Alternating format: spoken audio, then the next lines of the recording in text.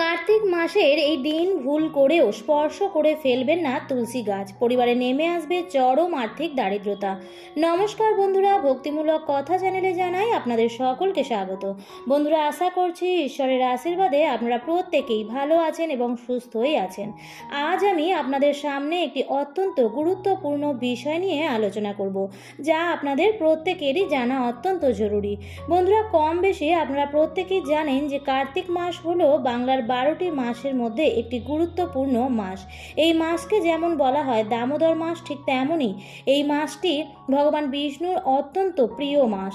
তাই বন্ধুরা, এই মাসে এমন একটি দিন রয়েছে যেদিন আপনারা ভুলেও কিন্তু তুলসী গাছকে যেমন স্পর্শ করবেন না, ঠিক তেমনই জল অর্পণও করবেন না, নতুবা আপনার জীবনে নেমে আসবে চরম দুর্ভাগ্য। বন্ধুরা, প্রত্যেক হিন্দু ঘরেই কিন্তু তুলসী গাছ বা তুলসী মঞ্চ রয়েছে। আর এই কার্তিক মাসে এমন দিন রয়েছে যেদিন তুলসী গাছে স্পর্শ করা তো দূরের কথা, তুলসী গাছে জল অর্পণ করাও উচিত নয়। এই মাসটি ভগবান বিষ্ণু এবং মা লক্ষ্মীর উদ্দেশ্যে নিবেদিত। স্কন্দ পুরাণে এই মাস সম্পর্কে বলা হয়েছে যে যেমন সত্য যুগের মতো কোনো যুগ নেই, তেমনি বেদের মতো কোনো শাস্ত্র নেই, গঙ্গার মতো যেমন কোনো তীর্থযাত্রা নেই, ঠিক তেমনি কার্তিক মাসের মতো বাংলার আর কোনো মাস নেই। তাই এই মাসের মাহাত্ম্য অনেকখানি এবং ধর্মীয় বিশ্বাস অনুসারে এই মাসেই কিন্তু চতুর্মাসের সমাপ্তি ঘটে। অর্থাৎ ভগবান শ্রী বিষ্ণু এই মাসেই যোগ নিদ্রার পর 4 মাস পর জেগে ওঠেন এবং শাস্ত্রে কার্তিক মাসকেই তপস্যা করার জন্য শ্রেষ্ঠ মাস হিসেবে গণ্য করা হয়েছে। তাই বন্ধুরা, ভিডিওটি সম্পূর্ণ দেখার অনুরোধ রইল।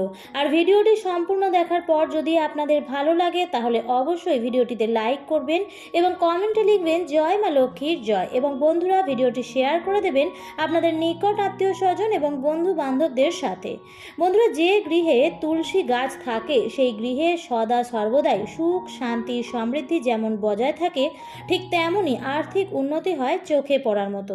আপনাদের বাড়ির ঠাকুর ঘরকে যেমন যত্ন সহকারে রক্ষণাবেক্ষণ করেন, ঠিক তেমনই নিজের বাড়ির তুলসী মঞ্চকেও ঠাকুরের স্থান দেওয়া হয়। তাই যে সমস্ত গৃহে তুলসী গাছ রয়েছে সেই সমস্ত গৃহে ভুলেও এই কাজগুলি করবেন না। প্রথমত হলো, আপনারা যেখানে সেখানে তুলসী গাছ ফেলে রাখবেন না, একটি পবিত্র জায়গায় রাখবেন। আপনার বাড়ির উত্তর পূর্ব কোণে অর্থাৎ ঈশান কোণে যদি তুলসী গাছ লাগাতে পারেন তাহলে গৃহের জন্য, বাস্তুর জন্য অত্যন্ত মঙ্গলজনক। যে গৃহে তুলসী মঞ্চের উপর দিয়ে যে বাতাস প্রবাহিত হয় সেই বাতাস গৃহে প্রবেশ করলে পজিটিভ শক্তির বৃদ্ধি পায়। এছাড়াও আপনারা পূর্ব দিকেও তুলসী গাছ লাগাতে পারেন, এটিও আপনারা সমান ফলই পাবেন। এরপর যে বিষয়টি জানাবো তা হলো, তুলসী গাছ কিন্তু কখনোই মাটিতে বসাবেন না, মাটি থেকে কিছুটা উপরে রাখবেন।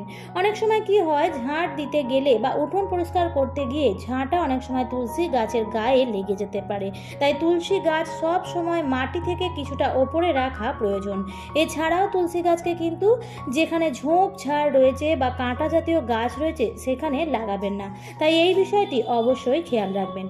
এরপর যে বিষয়টির কথা বলবো তা হলো, আপনারা যেমন ঠাকুর ঘর পরিষ্কার পরিচ্ছন্ন রাখেন, ঠিক তেমনই তুলসী মঞ্চকেও একইভাবে পরিষ্কার পরিচ্ছন্ন রাখতে হবে। অর্থাৎ তুলসী গাছে যেন কোনো প্রকার মাকড়সার জাল বা ঝুল বা লতা পাতা ছেয়ে না যায়।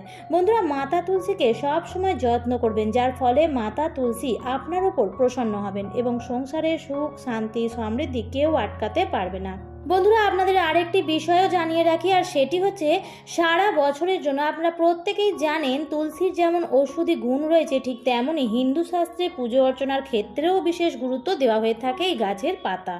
এমন কিছু দিন রয়েছে যে দিনে আমাদের ভুলেও তুলসী গাছ স্পর্শ করা তো দূরের কথা, তুলসী পাতা ছেঁড়া বা তুলসী গাছে জল অর্পণ করাও উচিত নয়, নতুবা নিজের দুর্ভাগ্য নিজেরাই ডেকে আনবেন। প্রথমেই যে কথা বলবো তা হলো, সূর্যগ্রহণ কিংবা চন্দ্রগ্রহণ, অমাবস্যা, পূর্ণিমা, রবিবার এবং একই সঙ্গে একাদশী, দ্বাদশী এই দিনগুলিতে কিন্তু কোনো মতেই তুলসী গাছে কিন্তু আমাদের জল অর্পণ করা উচিত নয়। তুলসী গাছে আমাদের কিন্তু হাত দেওয়া উচিত নয় বা তুলসী পাতা আমাদের তোলাও উচিত নয়। এই বিষয়টি অতি অবশ্যই খেয়াল রাখবেন। মনে রাখবেন বন্ধুরা, এই দিনগুলিতে যেমন অশুভ শক্তির মাত্রা অনেকখানি বৃদ্ধি পায়, ঠিক তেমনই শাস্ত্র বলে যে এই একাদশীর দিন মাতা তুলসী স্বয়ং ব্রত করে থাকেন। তাই এই দিন আপনারা ভুলেও তুলসী পাতা ছিঁড়ে বা তুলসী পাতায় হাত দিয়ে বা তুলসী গাছকে বিরক্ত না করে কোনোভাবেই নিজের দুর্ভাগ্য ডেকে আনবেন না। আরেকটি বিষয় আপনাদের জানাবো যে অনেক সময় আমরা কি করি যে গ্রহণের সময় খাবারে তুলসী পাতা দিয়ে রাখতে হয়। তবে মনে রাখবেন যে তুলসী গাছটিকে আপনারা মঞ্চে রেখে পূজা অর্চনা করছেন সেই তুলসী গাছের পাতা কোনো রকম কোনো রান্নার খাবারে ব্যবহার করবেন না। এর জন্য আপনারা একটি আলাদা গাছ রাখবেন। মনে রাখবেন তুলসী মঞ্চে রাখা যে গাছের পাতা একমাত্র ভগবানের উদ্দেশ্যে অর্পণ করতে পারবেন, আর তাছাড়া ভগবানের চরণেও নিবেদন করতে পারবেন, কিন্তু কোনোভাবেই রান্নার বা খাবারের জন্য ব্যবহার করবেন না। এই বিষয়টি অতি অবশ্যই খেয়াল রাখবেন। বন্ধুরা, কার্তিক মাসে কিন্তু সারা মাস জুড়ে বিভিন্ন ব্রত পালন করা হয়ে থাকে। পূর্বপুরুষদের উদ্দেশ্যে দীপ দান করা হয়। এছাড়াও বহু প্রথা রয়েছে এই কার্তিক মাসেই। কিন্তু আপনি কখনোই একাদশী এবং দ্বাদশীর দিন তুলসী গাছে আপনারা জল অর্পণ করবেন না এবং তুলসী গাছে ভুলেও হাত দেবেন না। কার্তিক মাসে শ্রীহরির প্রিয় তুলসী গাছের পূজা করা কিন্তু খুবই শুভ। এর ফলে ধন সম্পদ বৃদ্ধি পায় এবং ঘরে সুখ সমৃদ্ধি আসে। তাই মা লক্ষ্মীর আশীর্বাদ পেতে এই মাসে মা তুলসী এবং শ্রী বিষ্ণুর বিশেষ পূজা অর্চনা করা উচিত। সকালে ঘুম থেকে উঠে তুলসীর পূজা ও ভজন করলে পুরো কার্তিক মাসেরই পুণ্য লাভ পাওয়া যায়।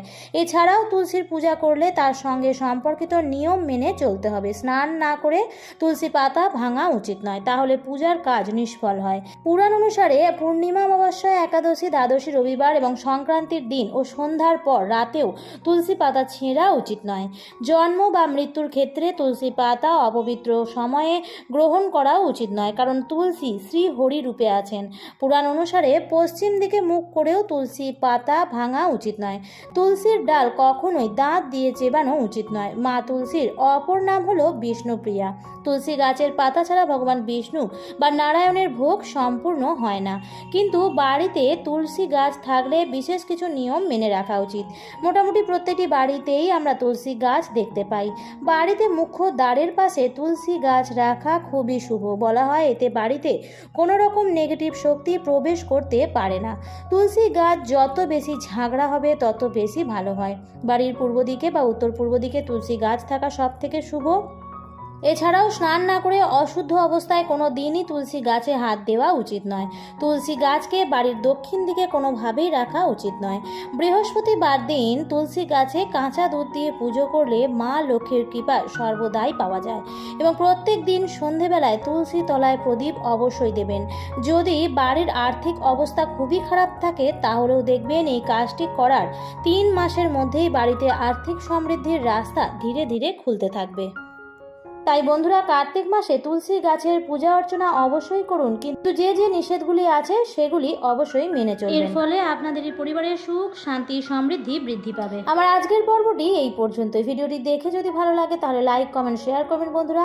আর আপনি যদি আজকের ভিডিওটি প্রথম দেখে থাকেন তাহলে অবশ্যই চ্যানেলটিকে সাবস্ক্রাইব করে রাখার অনুরোধ রইল। আবার দেখা হবে পরবর্তী নতুন ভিডিওতে। ভালো থাকবেন, সুস্থ থাকবেন। ধন্যবাদ।